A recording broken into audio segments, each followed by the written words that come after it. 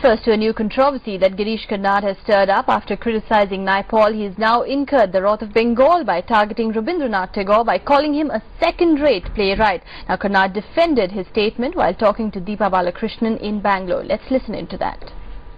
First it was V.S. Naipaul, now it's Rabindranath Tagore. I mean, why this series of sudden outbursts, so to speak? This was not an outburst. I mean, it was an outburst against Naipaul, certainly. It was a planned outburst.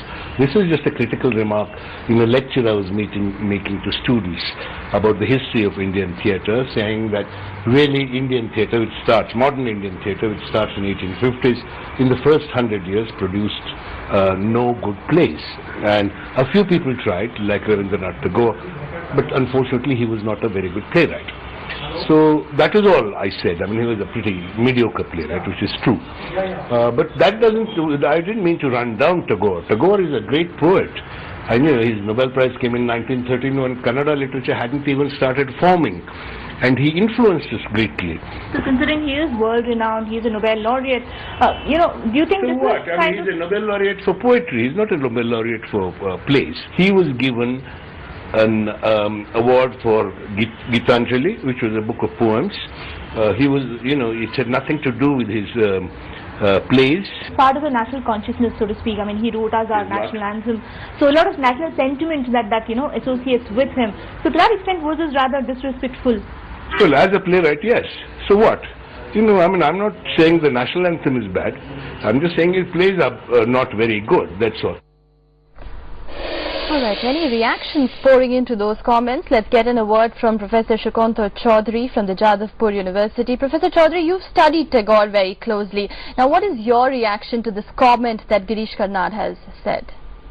Well, my reaction may not be quite the same as that of all my fellow Bengalis, in the sense that what puzzles me is that there should be a controversy in these terms.